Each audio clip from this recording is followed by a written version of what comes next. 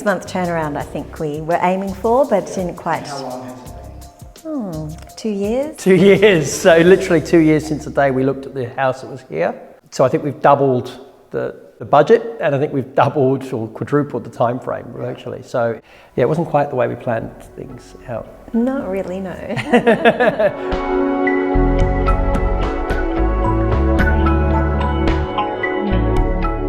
Congratulations, Alex and Victoria, on your purchase, and look forward to seeing the transformation. Okay, so we can have a quick look at the plans now. On the side elevation here, Paul, we're looking at slab. We're looking at going the 3-storey, and we're trying to keep as much of the building as we can. Although James has just identified that the ceiling is not legal height for fire code, so now he's saying take it back to slab. So it's virtually a full demo. And then rebuild. But well, I'll agree, because I think that you're going to have a major issue when you start building on one of these buildings. You're going to find water, you're going to find all sorts of problems inside the building itself. And the other issue we have here is flood height.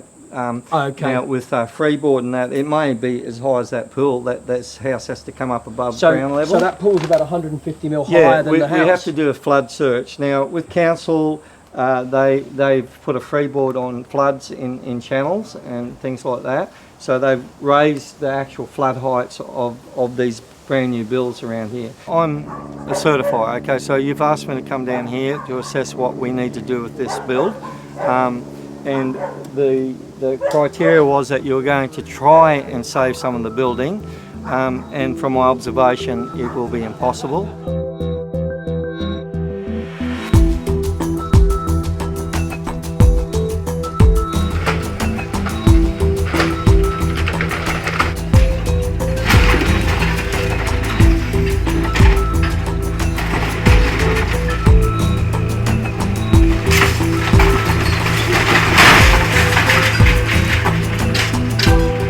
I'd like to say we've learnt a lot, but it's not that we've learnt a lot, it's that we've implemented a lot of what we already knew we had to do.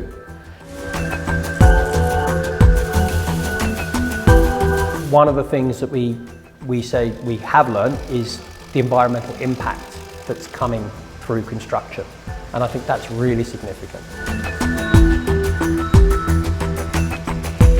And I don't think anyone fully appreciates that until they start to build a house under new regulations as to where governments and state and council governments, and maybe more particularly here on the Gold Coast, but where they think environment is heading. And I think that's a massive point of difference from a new house to a renovation.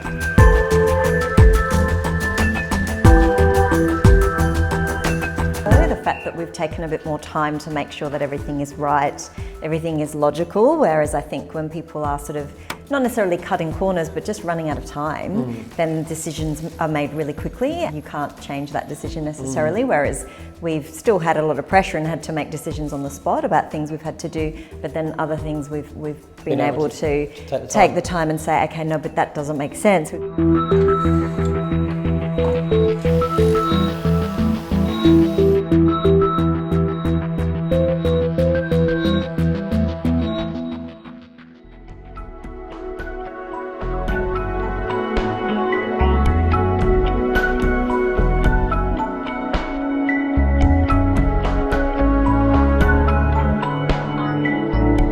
So one of the things we've always had as a design feature in this house is these special doors. Most people will have doors that when you open them, they'll go to stage one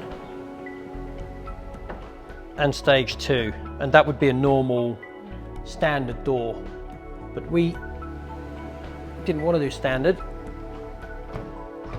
so we did stage 3. And that way you get this beautiful transition with the indoor-outdoor, absolutely seamless in the way that it connects the kitchen and the dining. And once those lanai louvers go in, you'll just have this extra space of living. So kind of excited to see these louvers go in, which should be next week. and that will really just change the atmosphere of this area again. So some of the highlights of this kitchen that we've got from Harvey Norman, we're really impressed with our induction cooktop, just for ease and for cooking with families in the evening. Really happy with the design and help from Commerce Kitchens for their tops and the quality that we've gone with for that. The Frankie sinks we decided to go with from Reese bathrooms, and this one has got the special sort of hose adapter on, so that's really convenient as well. And we decided to keep the servery design as part of the kitchen, so when we open the windows up, we've got the convenience of serving in and out, and again that brings that barbecue area back in. Big family space, big entertaining for Christmas, birthday celebrations, or just a nice Sunday barbecue. So this is the deck. I was mentioning how high we have to be now for flood level, which is great. But one of the things, again, I wanted to do was continue the flow. So I wanted to make sure the pool area had separate areas for shade and light. So part of the design feature has been to make sure that the decks can capture both aspects. We didn't want to do glass on the front. We just again felt that the Hampton style hand railing for pool safety, although it's a little bit unorthodox to do it that way and use timber for pool safety, we just felt it created a little bit of privacy down by the pool area. And then we had to come up with some kind of trendy or tricky transition. So we came up with this, the row of soldier posts that we've done, just to add a little bit of kind of something a bit funky there. Taking that theme through, we've then continued that through our landscaping and taken it down to the jetty. So again, the whole house is connected from start to finish. So you have timber at the front door, you have timber in the house, timber on the alfresco, and then timber right through onto the jetty. So that the whole house becomes one environment.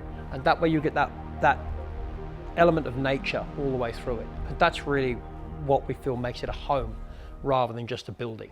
And I think it's nice to know that this has probably become a bit of a flagship house for the area with these sort of new stringent regulations that we've been following. It's good to know that it's sort of like a bit of a beacon that people can look to and come and see, well, what have we done? Why did we do it this way? And maybe sort of take them through that.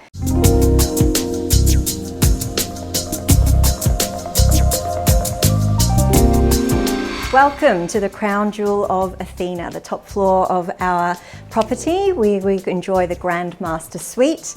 We've got our own private balcony to enjoy sweeping views over the Gold Coast of a lazy evening, complete with a mini kitchenette up here for convenience, with a fridge, microwave, and the zip tap for those convenient coffee moments that you might want.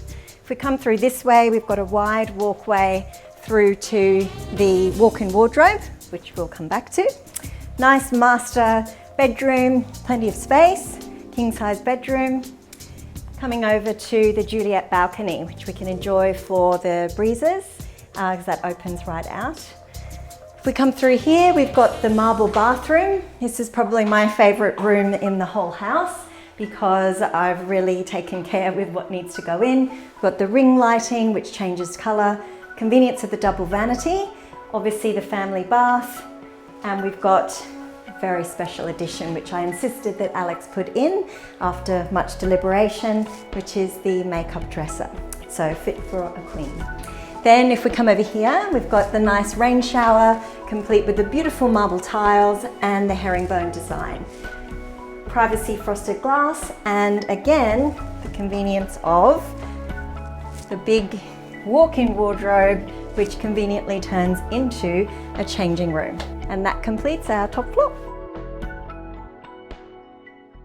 Even though obviously the house is finished and ready and you can move in tomorrow and you don't need to change anything, I think the reality is that people have different sort of ideas about what they want future-wise, and it's really set up in the way that it's been configured to be able to be adapted slightly if that's what people want to do. But the result is spectacular. I mean, we're just so overwhelmed with the project that we've come from, and how it's moved our business on, and how this house has really kind of changed the area in a way.